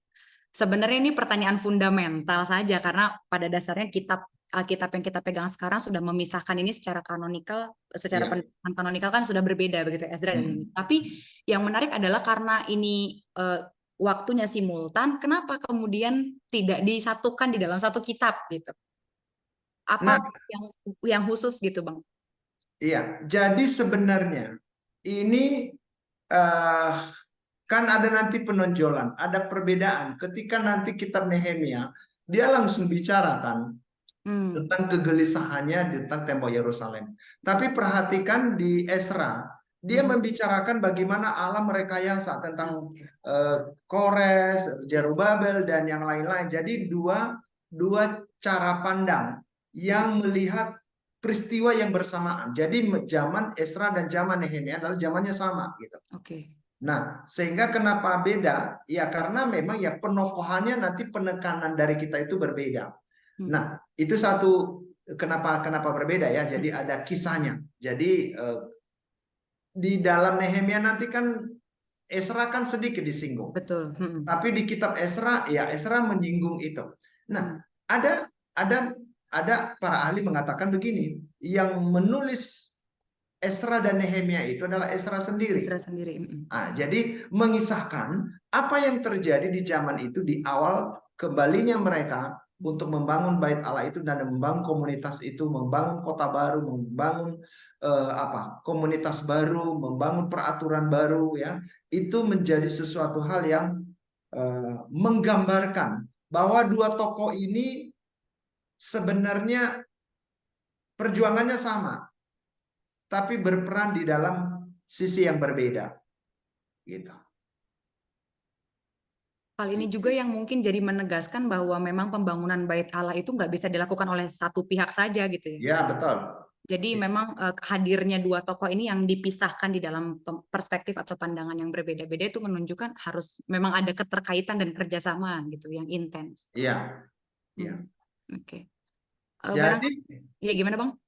kalau kita perhatikan bagian ini, disinilah kita melihat bahwa nggak ada pemikiran pembangunan dikotomi gitu. Betul. Jadi bangun rohani tanpa sarana agak Betul. susah gitu. Ya, ya. Ya, kalau kita lihat juga sekarang, walaupun sebenarnya sarana tidak jadi penting, cuman bait Allah dalam tradisi Israel itu menjadi penting karena simbol kehadiran Allah gitu. Ya, tabut perjanjian, makanya itu dibawa lagi ke situ nanti, ditempatkan lagi itu, diproklamasikan lagi itu bagaimana Taurat Tuhan itu dibacakan, itu diteguhkan sebagai pedoman hidup, dan sampai berdasarkan itu nanti dibuat aturan-aturan di mana umat itu berjanji kepada Tuhan. Nah, itu transaksi antara umat dengan Tuhan, yang mana peran Nehemia dan Esra tidak bisa apa katanya. Ini yang bagus, ini lebih bagus, yang satu ini enggak semuanya, justru dua bagian ini tidak bisa terpisahkan. Hmm. Jadi ini apa ya? Saya kemarin ke Nias gitu ya, ke Sumatera. Jadi pembangunan kekristenan di sana itu yang sudah begitu mentradisional gitu, eh, melihat bahwa ya kenapa hidup masyarakat ini jadi miskin atau jadi susah terus? Apakah masalah rohanian? Ya runut-runut bisa iya, tetapi apakah kerohanian? Itu kerohanian yang bermasalah akan berbuntut kepada kemiskinan di dalam berbagai dimensi kehidupan. Nah, kadang-kadang hanya melihat serpihan-serpihan itu. Nah, tetapi ketika kita melihat realita itu, disinilah kita bisa melihat pentingnya tokoh Nehemia dan tokoh Esra dipakai Tuhan dengan karunia yang berbeda, dengan porsi yang berbeda. Begitu, Erika. Mungkin yang lain bisa menambahkan. Ya. Ini apa ya, sangat kedua tokoh ini menurutku secara pribadi itu teladan nyata untuk pemimpin-pemimpin masa kini. Iya, ada pertanyaan, ada raise hand Kak dari Bang Sandy, Sandi Misero. silakan Kak Kak Sandy. Sandy, ya sorry Kak Sandy Misero, boleh Kak, silakan. Jika memungkinkan mungkin bisa open cam supaya kita bisa melihat wajahnya. Kak Sandy? Halo Kak Sandy. Oke. Halo, Halo. takutnya signalnya kurang bagus ya, tapi nanti kalau kurang bagus saya matiin video ya. Ya, Iya Kak. silakan Kak. Ya, saya maaf kalau saya agak mundur sedikit. Kan saya baca Ezra itu kan kita mulai dari Zerubabel ya.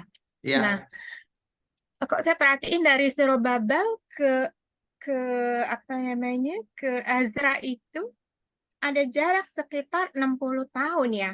Padahal padahal dia juga udah memulai pekerjaan itu sendiri kan. Itu apa sebenarnya yang terjadi selama 60 tahun itu ya, Dek Eli? Iya, yang terjadi adalah ya kevakuman ya Kak ya. Kalau kita lihat Oh, masa itu kan itu kan datang berkali-kali Kak.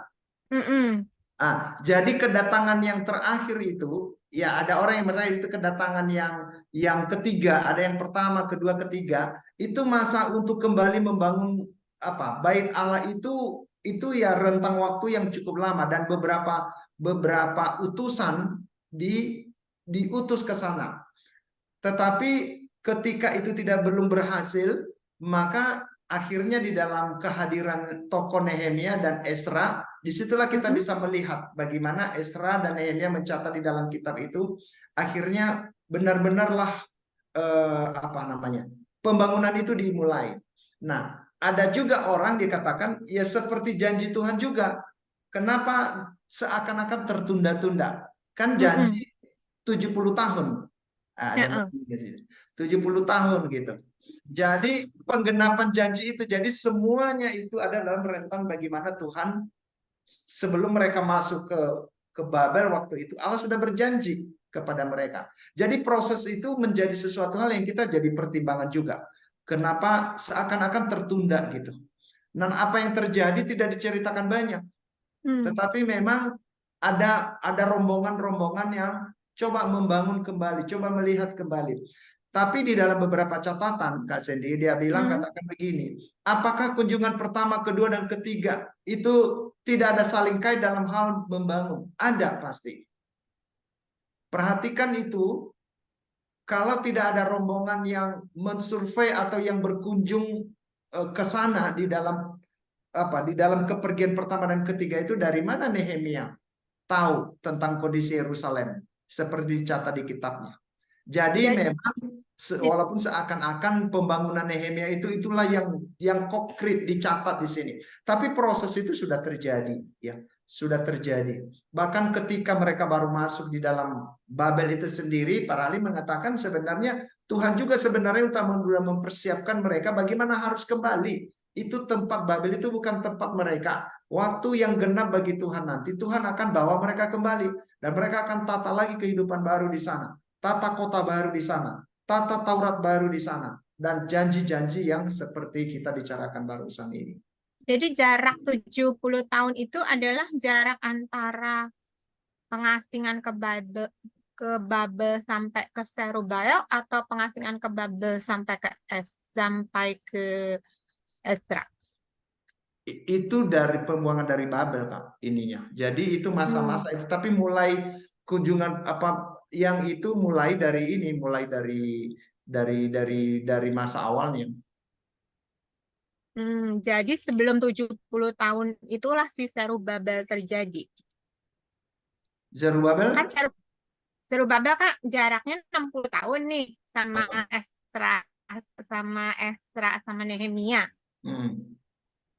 Berarti sebelum 70 tahun itu sebetulnya udah ada kesempatan pada waktu masih Raja Cyrus itu kan. Yang Kan mana ini waktu maksudnya? Serubabel tuh rajanya masih Cyrus. Kan kita bicara Esra 1 sampai 6. Iya. Esra pasal 1 sampai pasal 6 itu kan tentang Serubabel. Iya kan? Nah, pertanyaan saya tuh jarak dari Serubabel ke Ezra dan Nehemia itu kan ada 60 tahunan. Nah, ini jadi jadi kesulitan. Silakan. Terus? Iya, jadi yang pengertiannya 70 tahun sejak diasingkan itu adalah 70 tahun dari pengasingan ke Serubabel atau 70 tahun dari pengasingan ke Ezra dan Nehemia. Oh, enggak. Ezra dan Nehemia kan itu kisahnya kan belakangan, Kak. Itu pasti mulai dari Zerubabel. Iya, Kalau kita makanya lihat. Ezra dan Nehemia ini kan waktunya kurang lebih sama. Iya. Betul? Nah, Tapi iya. 60 tahun sebelumnya itu Serubabel udah datang kan? Iya. Membenahi tampil itu di pasal 1 sampai 6 kan. Nah, ini yang saya tanya gitu. Apa sebenarnya yang terjadi udah dibangun sama Serubabel kok 60 tahun kemudian si Nehemia nangis-nangis lagi gitu. Sedih-sedih Itu belum lagi. jadi, Kak. Jadi itu masa 70 tahun itu ya udah Zerubabel sama ini, sama Ezra dan Nehemia. Memang kalau kita lihat dua kitab itu ada beberapa pencatatan ya. Jadi ada beberapa kemungkinan yang ini. Jadi kayaknya kurang pas kalau kali-kali hitung masalah angka-angka jumlah ini pun juga nanti kok ini beda di kitab Esra dengan kitab Nehemia misalnya ada beberapa perbedaan. Kalau bandingkan dengan kitab-kitab lain yang kerujukan-rujukan pun nanti ada perbedaan. Tapi di dalam tradisi sebenarnya ya 70 tahun itulah proses di mana sebenarnya mereka ada di sana dan sesuai dengan janji Tuhan, itu mereka akan kembali ke Yerusalem. Jadi masa 70 tahun itulah masa di mana Zerubabel sama Ezra dan Nehemia sudah beraksi gitu. Ya, makanya kalau lihat bahwa adakah peran Zerubabel dalam membangun apa yang dibawa oleh Nehemia dan Ezra? Oh, ada gitu. Itu kita nggak bisa mengabaikannya. Nah, memang para ahli ini suka tidak sependapat dengan ini. Tapi pesannya yang kita lihat adalah bagaimana janji Tuhan kepada umat itu digenapi. Dan bagaimana ya semua orang yang memang Tuhan suka-sukanya dia mau pakai di situ, termasuk yang menjajah pun ya udah dia pakai gitu. Makanya kalau kita perhatikan kisah ini adalah bukan hanya kisah melihat Zerubabelnya, atau melihat Nehemianya, Esranya. Ini kisah tentang Tuhan. Ini kita sudah tegaskan di pertemuan pertama kemarin ya gitu. Iya. Ya, oke, nanti saya lihat reference yang lain Oke, deh. nanti kita bisa nanti coba lihat. Nanti saya coba lihat juga catatan-catatan ini sifatnya sangat teknis ya. Tapi prinsipnya itu. Jadi kalaupun beragam pandangan untuk itu, Zerubabel, Esra dan Nehemia, bahkan semua pihak di zaman itu, bagaimana Tuhan menggerakkan itu sesuai dengan rencana Tuhan. Itu yang akan kita lihat. Nah, yang sangat disorot nanti adalah peran para tokoh-tokoh ini. Peran Zerubabel juga nggak bisa diabaikan itu, Kak. Jadi betul, kalau maksudnya Oh. Tidak dalam maksud mengabaikan, cuma karena saya baca beberapa referensi bahwa ada jarak waktu yang cukup lama, 60 tahun Dari di segi antara jarak mereka. waktu, iya. Zerubabel dan Nehemia ini Astaga. 60 tahun itu kan banyak ya. Jadi saya ingin tahu apa sebenarnya yang terjadi di masa itu gitu. Karena Zerubabel juga datang dengan misi yang jelas, juga dengan jelas hanya melibatkan orang-orang yang benar-benar setia gitu ya, bukan sembarangan orang. Jadi Nah, ininya prinsipnya kurang lebih sama dengan yang dilakukan oleh Nehemia gitu. Tapi sepertinya di waktu itu nggak tuntas gitu. betul. Tapi nggak tuntas dan pakai jarak nih, itu yang sebetulnya saya Iya, penasaran di situ. betul. Oke, thank you, Ya, Dek. Kak. Terima Nanti kasih. coba lihat nanti masalah kerajaan zaman itu, Kak. Kan di awal kan udah ada itu Raja Sirus ya dan seterusnya itu dari masa ke masa Ya, ini. rajanya kan beda. Kalau si Betul. Zerubabel Iya. kan si Zerus, bukan Artasasta. Ya, oke. Oke, Thank ada you. kamar ini Ya, dari silakan Kak. Kak Marini boleh memberikan pertanyaan. Jika memungkinkan bisa open cam. Ya. Ya, terima kasih. Selamat malam, Bang. Malam. Iya, nah, jadi memang menarik sekali ya tentang kitab Nehemia ini. Bagaimana sebenarnya Nehemia itu kepala daerah ya, pejabat pemerintah Ya. Hmm. ya, dan di dalam Alkitab dia disebut sebagai juru minum raja seperti Ya. itu ya. Nah, kenapa saya bilang menarik? Karena Nehemia ini konsisten di dalam mendoakan janji-janjinya Allah, Hmm. gitu. Ya, nah jadi betapa sikap yang konsisten ini yang harus dimiliki oleh orang Kristen masa kini, konsisten dalam mendoakan janji-janji Allah, seperti itu. Melihat begitu banyak pengajaran-pengajaran yang berseliweran ke sana kemari yang enggak.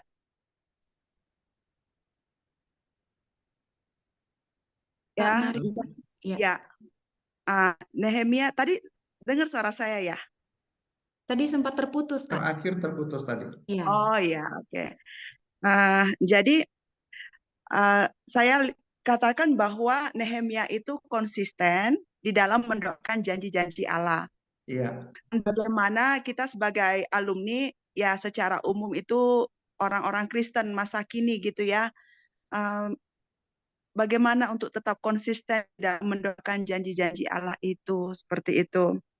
Dan ini suatu tantangan yang besar sekali karena selain pengajaran yang menjadi itu ancaman bagi kita sebagai orang Kristen, ajaran di dalam juga sedang ajaran yang aneh-aneh seperti itu, dan di luar dari diri kita juga bagaimana perang politik antara Israel dan juga Hamas seperti itu ya.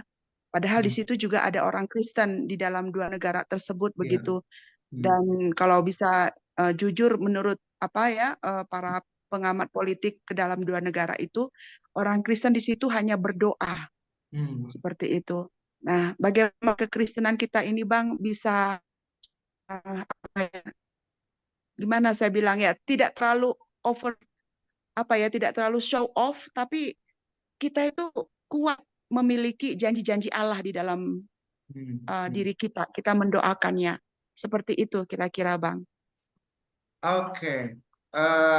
Ini kita secara singkat malam ini dan ini kita banyak diskusi nanti ini minggu depannya sih. Jadi berharap nanti kamar ini karena udah mengajukan pertanyaan ini, inilah nanti mungkin kita dari sisi Esranya, dari sisi Nehemia yang kita memikirkannya ya. Tapi satu hal yang kita lihat bahwa sejarah kehidupan ini terus berjalan. Ini sebuah proses yang ini dan kita akan melihat realita dunia yang sudah jatuh ke dalam dosa menjadi dunia yang membuat berbagai dinamika yang kadang-kadang wah ini terkaget-kaget kita belum selesai ini muncul ini belum selesai ini muncul lagi yang baru itu yang ini ya. Nah kalau bicara tadi bagaimana konsisten, iya salah satu saya belum terlalu melihat bagaimana ini bagi menyelidiki tentang orang-orang lain, tapi memang jelas kok kalau bicara Nehemia dan Ezra mereka adalah orang yang konsisten. Dan yang membuat mereka konsisten kamar ini adalah ketika mereka hidup dengan Tuhan itu yang membuat. Jadi seburuk apapun dan selagi ada hidup pun, walaupun hidup itu pun sudah diwarnai dengan berbagai kesakitan, sudah diwarnai dengan berbagai potensi untuk dendam, sudah diwarnai dengan berbagai kondisi yang buruk lah. Kita bisa sebutkan macam-macam. Tapi ketika Tuhan hadir, maka Tuhan masih ada harapan. Ketika kita meyakini akan Tuhan dan janji-janji Tuhan, itu akan ada harapan. Tadi saya WA kepada 2 orang alumni yang ada di KPK. Ya, tadi saya kirim pesannya tadi sama mereka, saya bilang lagi seru-serunya sekarang apa yang sedang terjadi di KPK saat ini. Tapi saya doa kami kepada kalian, ada 2 orang gitu. Adalah di mana ada Tuhan, di situ adalah ada pertolongan. Di mana ada Tuhan, di situlah ada hikmat Tuhan, Dia akan memberikan. Maka sesibuk apapun jangan biarkan hanya merespon terhadap tugas-tugas yang besar itu. Jadi salah seorang alumni itu dia masih melakukan penyidikan sampai jam 3 dini hari. Mungkin kalau saya nggak sanggup juga saya. Tapi jam 3 dini hari. Dia nanya ke saksi gitu. Nah ini mungkin bukan kita pemainnya kamar ini. Tapi orang-orang seperti Nehemia dan rombongan-rombongannya. Itu perlu kita doakan mereka. Nah inilah nanti fungsinya. Ini fungsinya baik kita yang ada di wilayah orang-orang yang lebih banyak mendoakan, tetapi ini juga di dalam ketika ada sesuatu yang kita bisa lakukan, maka kita bisa jangan ditunda-tunda, lakukan itu supaya ya mungkin kita suka takut kepada risiko, konsekuensi dari ketika kita melakukan. Itu yang membuat kita tidak konsisten. Tetapi kenapa itu terjadi sebenarnya? Kalau kita lihat Nehemia, apakah dia kurang tantangan sama Ezra? Perhatikan aja, bukan hanya meruntuhkan tembok yang sudah dibangun, bukan hanya menakut-nakutin rakyat, Nehemia sendiri diancam dibunuh. Nah, nggak berhasil dibunuh, diakalinlah, dibuat direncanakan kamu memberontak kepada raja. Padahal dia nggak tahu kalau raja pun yang memerintahkan si Nehemia membangun tembok Yerusalem. Tapi itulah realitanya, jadi balik-balik semua kenyataannya. Tapi kenapa Nehemia konsisten?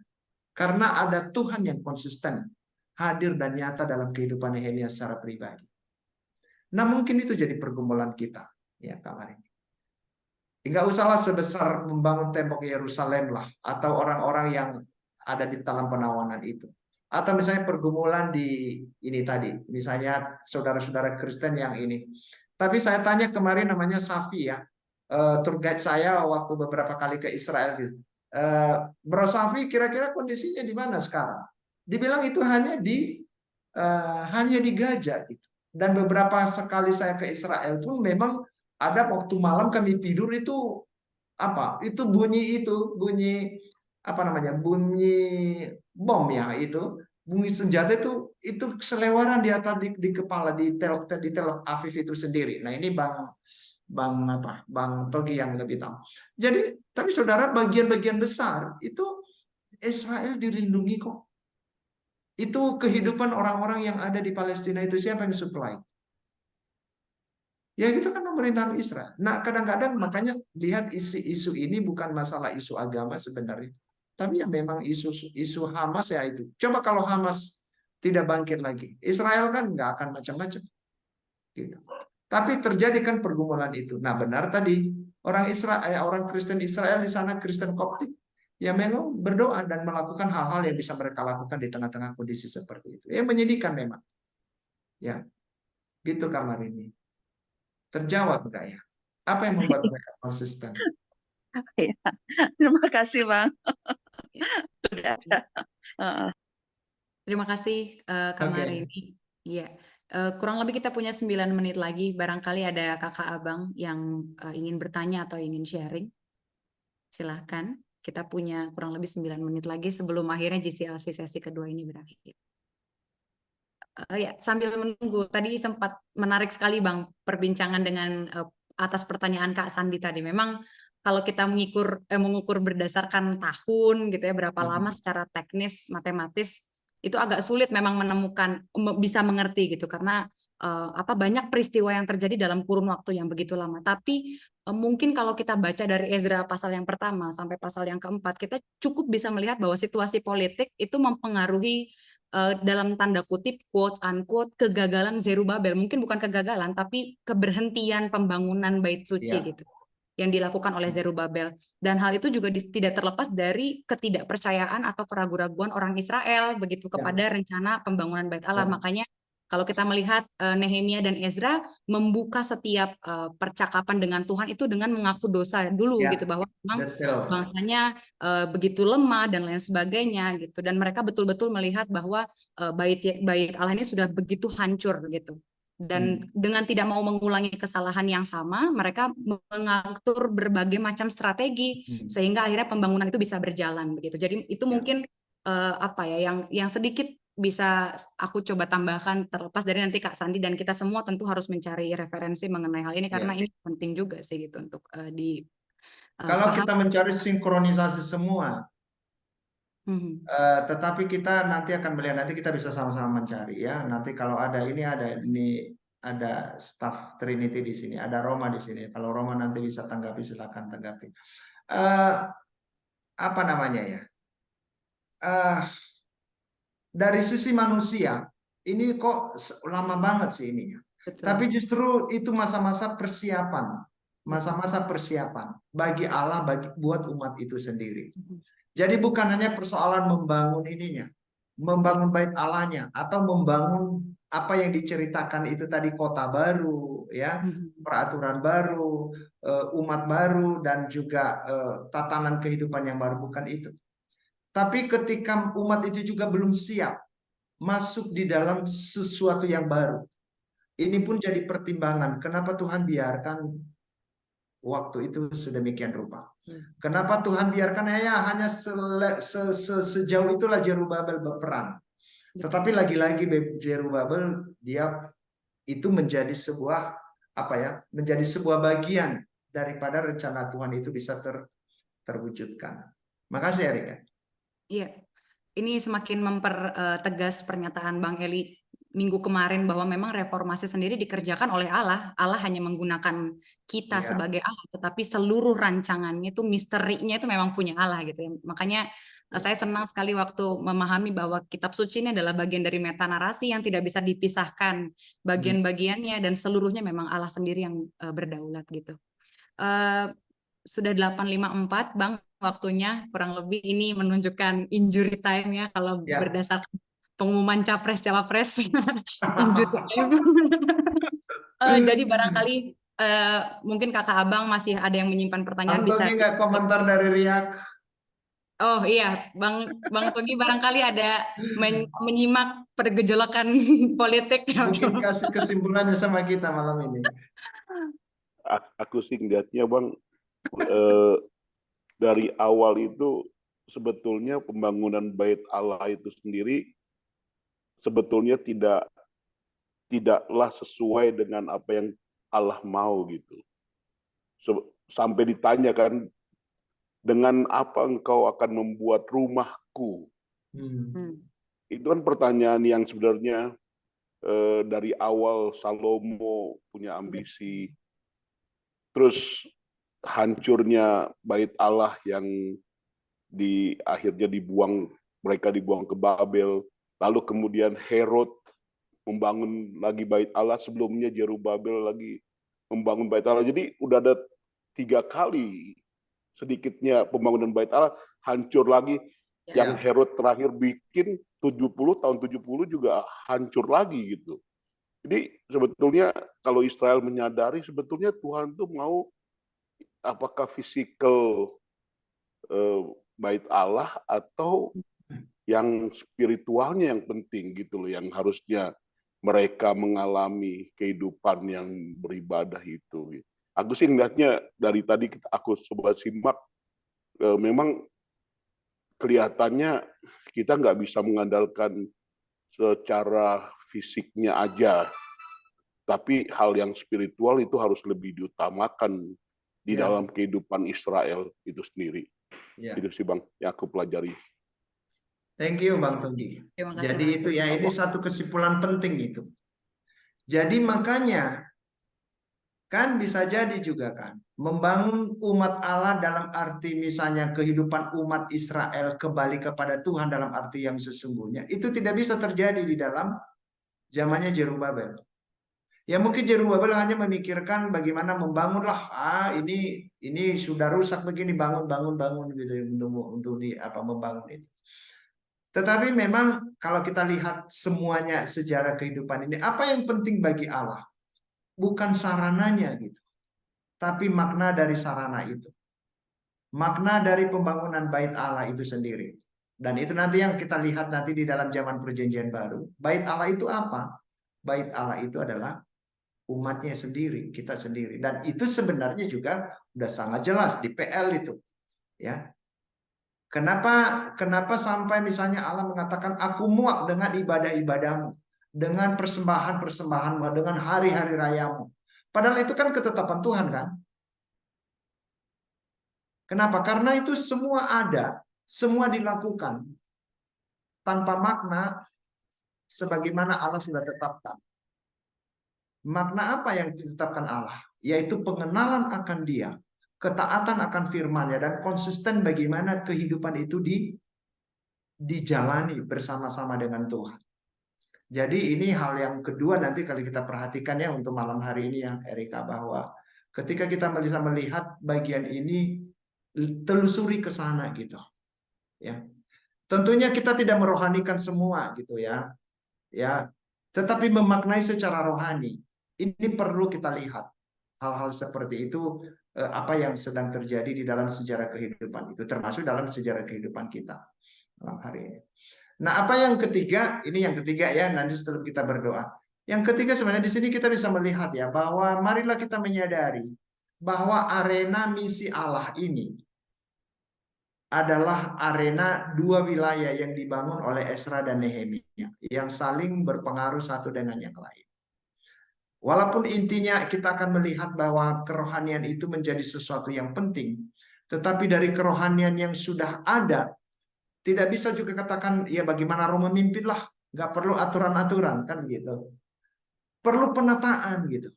Nah, tapi jangan juga ada di ekstrem lain. Ini udah ada aturannya, aturan jadi lihat kepada jadi hukum Taurat gitu. Nah, bukan itu. Jadi kita perhatikan porsinya di sini. Aturan-aturan adalah menata sesuatu yang penting untuk bisa berjalan sesuai dengan apa yang dikehendaki Tuhan dalam hidup kita.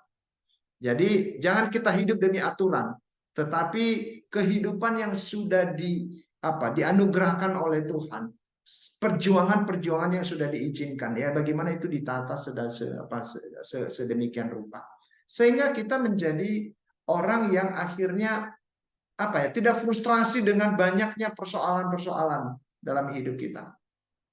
Ya. Ada bagian kita karena kita sedang hidup dalam sebuah mata generasi yang silih berganti gitu.